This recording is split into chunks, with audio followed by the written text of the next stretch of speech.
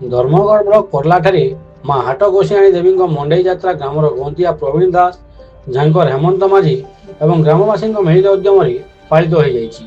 अनंत प्रसाद दास उच्च विद्यालय परिसर में देवी पीठरे पूजार्चना है ग्राम एक साप्ताहिक बजार पड़िया निकट देवी झुलन पाखक आसी पूजार्चना पर कालीसी माने झुलन झुलिबा परे गाँ परिक्रमा करते।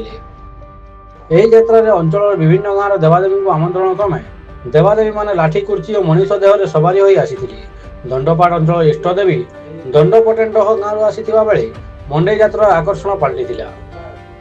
हाट घोषियाणी पीठठारे पूजार्चना शेष होगा पर सेठारे देवादेवी लाठी कुर्ची और मनीष सवारी होई ग्राम परिभ्रमण करने पर प्रतीक्षित थिबा बजार परिक्रमा करथिले। सर्वमोट 15 रु ऊर्ध्व देवादेवी एही मंडई पदार्पण करथिले। अन्यपटे राति सांस्कृतिक कार्यक्रम और पिपला ग्रामर नाटक परिवेषण होइतिला।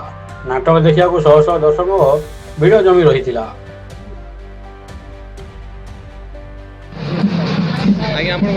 मो ना प्रवीण कुमार दास गाँव गंत हिसाब से काम कर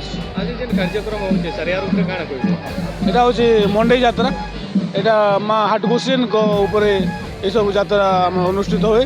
हाट गोसियन को खुशी करने बजार प्रतिष्ठा गाँव जिते देवादेवी अंचल देवादेवी टाइप कर गोटे आम पूजार गोटे आयोजन कर आम 9 खंड गाँव देवी को निमंत्रण करूँ। आम गाँव एका 6-7 देवी आसिक योगदान कर मुख्यतः ग्राम देवी को नहीं यात्रा।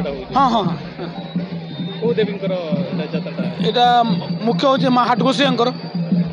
केते दिन धरी यात्रा है यहाँ आज हूँ शेष दिन। प्रति आम गोटे हाट बसे शनिवार दिन। यहाँ हूँ तृतीय पाली प्रथम 2 पाली सरी यहाँ हूँ शेष पाली।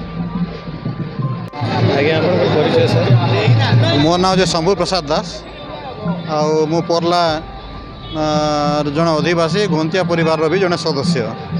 कार्यक्रम हाँ आमे तो आवाहन कार जाचु आमे जे आम माने विभिन्न प्रकार समस्या किंबा सुविधा असुविधा भितर आमे जिते प्रकार देवादेवी आमर अच्छा गाँव में पूजा करी जिते बेले कि माने मेडिकल साइंस भी उद्भावन हो नाला आम देवादेवी मानकर आशीर्वाद भिक्षा करी भल होउथिलु किंबा कौन दुर्भिक्ष भी आम शरणागत होकर आमर दुनिया माने आमर संसार सब चलुला।